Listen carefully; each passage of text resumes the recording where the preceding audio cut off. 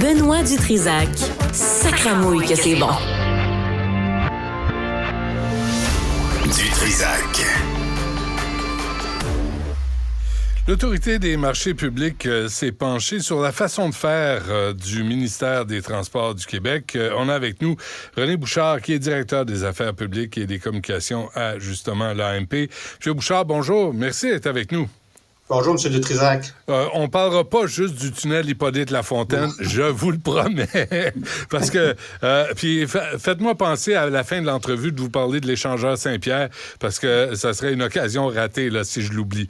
Mais d'abord, je sais pas si vous avez vu, mais avant-hier, dans la presse, on faisait presque une infopub sur les travaux du tunnel Hippolyte-Lafontaine. On disait que ça y allait rondement. C'est rendu à 2,5 milliards de dollars, avec quelques semaines seulement de retard. Vous, votre point de vue, votre analyse, votre enquête ne perçoit pas la même réalité face au tunnel Hippolyte-Lafontaine? Oui, M. Dutrisac, si vous me permettez, parce que les gens voient arriver l'AMP ce matin avec un rapport et doivent se demander pourquoi est-ce qu'on arrive avec un rapport de cette nature-là ce matin. Ouais. Je vais juste rappeler quand même que c'est un mandat que nous avons reçu du gouvernement du Québec au moment de la création de l'Autorité des marchés publics. On se rappellera que l'Autorité a été créée suivant la commission Charbonneau.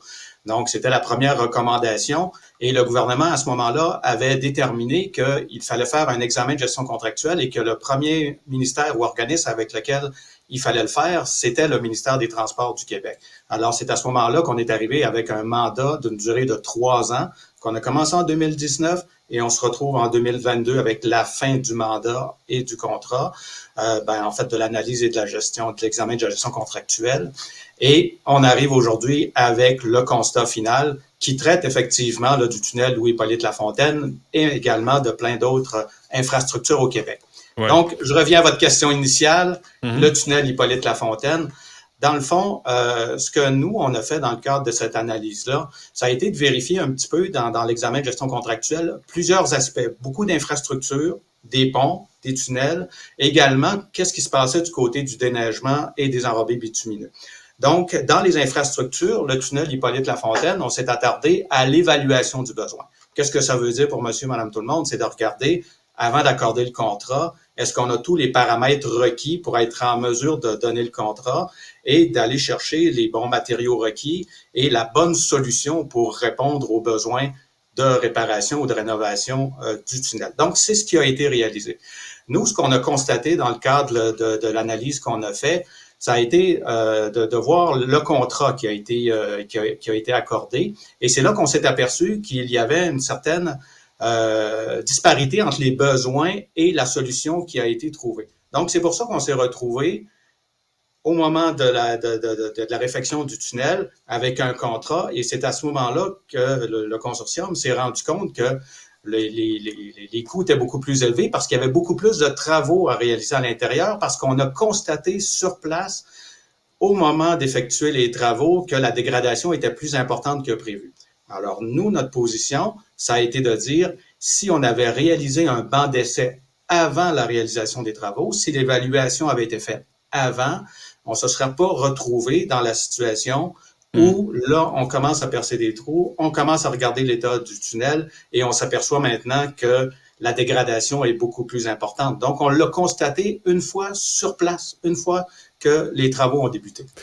Et là, M. Bouchard, on vient, la planification déficiente des travaux d'entretien, c'est ça, là. M. Bonnardel, vous le dites, là, il disait que c'est le genre de dégradation qu'on peut pas mesurer, qu'on peut mesurer qu'une fois les travaux commencés. Vous n'êtes pas d'accord avec ça, là? En fait, ce qu'on dit, c'est que cette évaluation-là aurait pu se faire avant de commencer à forer, à creuser, puis à voir. Donc, le banc d'essai dont il est question dans le rapport pour les gens qui vont le lire, sur les sections qui concernent le tunnel, ça a été de poser la question à savoir si le banc d'essai avait été réalisé avant, on se serait peut-être pas rendu compte ou on se serait rendu compte de certaines problématiques. Et là, c'est pas en donnant le contrat, une fois que le contrat est donné, et là, on se retrouve avec un milliard de dollars additionnels qu'il faut assumer, là. Et des délais prolongés là, pour finir les travaux. C'est quand même important ce que vous dites là, ce que vous sortez, M. Bouchard, dans votre enquête, là, c'est que si une mauvaise planification fait que, ça coûte plus cher, puis les travaux durent plus longtemps. Absolument. Et ça, c'est l'essence même du rapport. Nous, on a voulu vraiment l'aborder sous l'angle également de la gestion des fonds publics. Alors, quand on dit qu'il y a eu une mauvaise planification des travaux, le meilleur exemple que je pourrais vous donner, c'est encore une fois là, dans la région de Montréal, mais c'est le pont Papineau-Leblanc, entre Laval ou la Rivière-des-Prairies. Donc, le pont a été construit en 1969. Le ministère des Transports s'est fait dire en 1982, faites attention pour ne pas qu'il y ait de la corrosion qui s'installe sur la structure. Il y a eu quelques réparations qui ont été faites, mais pas en nombre suffisant. Ce qui a fait en sorte que c'est seulement rendu en 2020, donc on est rendu pratiquement 50 ans plus tard, où là, on mandate une firme pour évaluer l'état de la structure. Et là, le rapport tombe. Et en 2022, on se retrouve avec la situation que l'on connaît, c'est-à-dire que là, il faut donner un contrat en urgence, un contrat de gré à gré en urgence. Donc, on élimine toute concurrence potentielle. Et en plus, ça va coûter 31 millions de dollars à la population parce que c'est un contrat de gré à gré en urgence. Donc, ce qu'on dit, autant du côté du pont Pierre-Laporte, autant du côté du tunnel Hippolyte-Lafontaine, je pourrais répliquer exactement la même situation du côté du pont Pierre-Laporte à Québec, où on se rend compte que l'attribution des contrats de gré à gré en urgence, c'est parce qu'il y a eu une lacune au niveau des inspections, mais aussi au niveau de la planification. Et qui paye la note en bout de ligne des entraves et des coûts? Ben, c'est vous, moi, vos auditeurs, ce sont les contribuables du Québec. Oui. Une surveillance inadéquate de l'exécution des travaux. Allô, la commission Charbonneau sur la 2? Parce que il me semble que c'était fondamental qu'il y ait un tiers parti qui vérifie la façon qu'on travaille. Oui, puis au niveau de la surveillance des travaux, on a soulevé l'exemple du pont de l'île aux Tourtes. Ouais. Dans le fond, ce qu'on a constaté sur le chantier du pont de l'île aux Tourtes, c'est que le contrat de surveillance avait été accordé à une firme externe. Par contre, le laboratoire s'était aperçu à 35 reprises dans ses journaux d'activité qu'il y avait des lacunes dans la conception là, de la recette là, pour faire le mortier. Et à 35 reprises, a transmis des journaux d'activité aux surveillants du chantier, également au ministère des Transports. Par contre, il n'y a personne qui a levé un drapeau avant la 35e fois. Donc, on se retrouve dans une situation où, là, encore une fois, bien, il y a plusieurs étapes qui auraient dû être réalisées, où quelqu'un aurait dû lever un drapeau pour dire, écoutez, on reçoit des journaux d'activité, on semble dénoter là, des manquements, est-ce que c'est possible de corriger? Donc, c'est le rapport... Fois. 35 fois, M. Bouchard. Mais comment ça fait que vous l'avez vu et que le ministère des Transports ne l'a pas vu? Ce que le ministère nous indique, c'est que considérant que la surveillance avait été confiée à une firme externe, bien, la responsabilité incombait à la firme externe.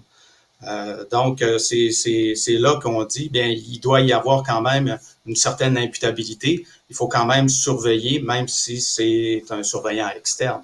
Ouais. Donc, le rapport en soi se veut concret, il se veut objectif, et c'est pour justement mettre en lumière un certain nombre d'éléments comme ceux-là qu'on veut faciliter le travail puis faire en sorte que les correctifs soient apportés. Ouais, à quoi va... Parce que vous reprochez aussi au MTQ, ministère des Transports, de ne pas gérer sainement les fonds publics. C'est quand même grave, là, ce que vous dites là. En fait, je reviens à l'exemple que je vous ai donné tout à l'heure. Quand on dit que ça coûte 31 millions de dollars additionnels parce qu'on accorde un contrat de gré à gré pour des motifs d'urgence, lorsqu'on en accorde un autre sur le pont Pierre-Laporte à 8 millions, on se rend compte après ça que le contrat qu'on a accordé à 8 millions, ben, il y avait déjà un autre chantier sur le pont puis qu'on pouvait pas faire les deux en même temps. Il faut enlever l'autre chantier, donc c'est un 2,8 millions additionnel. Donc, c'est cette accumulation-là de 31 millions, plus 8 millions, plus 2,5 millions, qui font en sorte que on se dit, ben c'est l'argent des contribuables, ce sont des fonds publics, et nous, on a à cœur à ce qu'ils soient gérés adéquatement, et c'est pour ça qu'on fait un certain nombre de recommandations au ministère pour apporter les correctifs requis. Vous n'avez pas écrit dans votre rapport, M. Bouchard, cabochon quelque part, là? Il y a pas ce mot-là quelque part dans votre rapport, vous êtes sûr? Officiellement, on reste objectif, neutre. Les qualificatifs, je vous laisse le soin de les garder pour vous. Mais pour nous, on souhaitait vraiment que ce soit objectif, neutre et que les gens sachent, aient un portrait contemporain de la situation en 2023, ce qu'on a analysé. Mais je vous amène ailleurs, M. Bouchard. Là. Vous êtes un citoyen, vous payez des taxes, vous aussi. Là. Je comprends que vous avez un mandat, je comprends que votre job est sérieuse. Moi, je me moque pas de votre job, je me moque de la situation parce que c'est à répétition. On le voit avec le REM, on le voit à chaque fois qu'on s'engage dans des gros travaux. Il y a pas des fois où vous êtes un peu découragé de voir comment on travaille au Québec? L'objectif de l'AMP, c'est vraiment de s'assurer de la conformité des organismes publics et des contrats qui sont accordés. Alors, on en voit beaucoup, on voit beaucoup de situations et c'est pas uniquement du côté du ministère des Transports. On intervient également dans d'autres organismes publics et c'est pas toujours de mauvaise foi. Les organismes publics accordent des contrats, mais ce qu'on veut, c'est apporter un changement de culture. Ben, vous parlez souvent de manquer de rigueur. Tu sais, un peu de rigueur, c'est de bien calculer, c'est de faire de la prévention, c'est de prévoir les travaux à l'avance. C'est pas travailler en cabochon, là. Tu sais, c'est de travailler comme du monde. Tu sais, si vous rénovez votre maison puis vous commencez toujours à l'envers, à un moment donné, vous allez péter le budget, là. Oui. C'est effectivement le travail qu'on fait pour amener les organismes publics à mieux planifier, à mieux exécuter, à mieux faire la surveillance.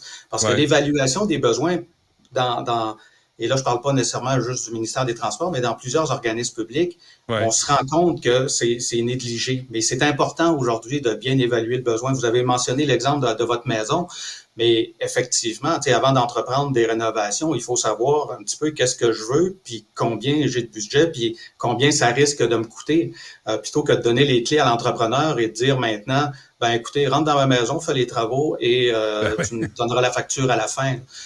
Donc, c'est un peu ça qu'on veut faire, changer les cultures. Ça fait pas longtemps que l'AMP est en place, ça fait 5 ans, et c'est là qu'on veut changer la culture dans les organismes publics et les amener vraiment à faire en sorte que la gestion contractuelle soit une priorité de gestion. Je ne sais pas si vous allez répondre à ça, M. Bouchard, là, mais quand vous parlez de changer les cultures, ça veut dire que quelqu'un, quelque part, doit être redevable des erreurs qui sont commises. Puis on a l'impression qu'il n'y a jamais personne responsable ni redevable. Oui. La première recommandation que l'AMP formule au ministère des Transports, c'est de se doter d'un plan d'action. Et dans le plan d'action, ce qu'on veut, c'est qu'ils mettent en place les mesures nécessaires. Et on va plus loin que ça. On dit dans quel échéancier, quel est le nom du sous-ministre responsable, quel est le nom de l'unité administrative responsable et de nous faire des suivis. Donc, c'est pour éviter justement qu'on se retrouve entre deux chaises, qu'une recommandation se retrouve en se disant qui en avait la responsabilité, on l'a échappé. Donc, on veut vraiment s'assurer qu'il y a une imputabilité à haut niveau. C'est pour ça qu'on indique le sous-ministre associé et l'unité administrative.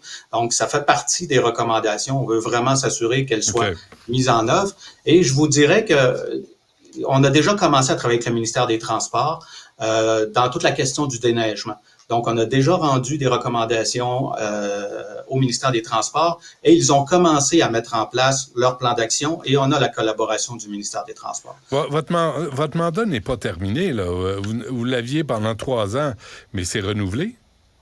En fait, c'est qu'une fois le mandat terminé, par la suite, on rentre dans les activités, je dirais, normales de l'Autorité des marchés publics. Donc, on va continuer de suivre les contrats qui sont accordés. On va recevoir, dans certains cas, des plaintes, des dénonciations, et là, on va faire l'analyse et, au besoin, on va rendre des décisions publiques à l'effet qu'il y a eu un manquement pour tel type de contrat ou dans telle situation. Donc, on va continuer à faire le suivi des recommandations qu'on a formulées, mais aussi, on va entreprendre, comme c'est le cas pour d'autres organismes publics, on va surveiller les contrats qui sont accordés. OK. Avant qu'on se quitte, M. Bouchard, là, j'ai reçu le porte-parole du MTQ à un moment donné, il y a 3 semaines, un mois, et je lui parlais de l'échangeur Saint-Pierre, puis il me disait, c'est un travail de maintien à chaque fin de semaine. L'échangeur Saint-Pierre est fermé, est bloqué, est en travaux. Je me dis, est-ce qu'il n'y a pas là, justement, en fonction de votre rapport, manque de planification, manque de respect des fonds publics, parce que c'est sans arrêt, et aussi des services aux citoyens. Qu'est-ce qu'un citoyen peut faire quand il voit ça? Est-ce qu'il peut s'adresser à vous? Oui, absolument. Si c'est des questions qui touchent la gestion des contrats, la façon dont c'est accordé. Oui, effectivement, on reçoit là, des communications ou des dénonciations de différentes personnes, mais je terminerai là-dessus tout simplement pour vous dire que, par exemple, le pont de l'île aux Tourtes, le nouveau pont, ben, ce sera un bel exemple. Donc, on sait qu'il va y avoir une durée de vie qui va s'échelonner dans le temps. Donc, c'est le temps à ce moment-ci d'être capable de planifier, de voir venir, de regarder les inspections qu'il y a à faire au fil des ans, de faire le suivi ou de suivre les recommandations qui sont faites par les experts, par les concepteurs, par les gens au ministère qui ont cette expertise-là, pour pas en arriver dans, je ne sais pas, 40, 50 ans à la situation qu'on connaît aujourd'hui. Oui. Très bien. René Bouchard, l'Autorité des marchés publics, un gros merci à vous d'avoir pris le temps de nous parler. Bonne chance. Ça fait plaisir. Au revoir. Restez connectés.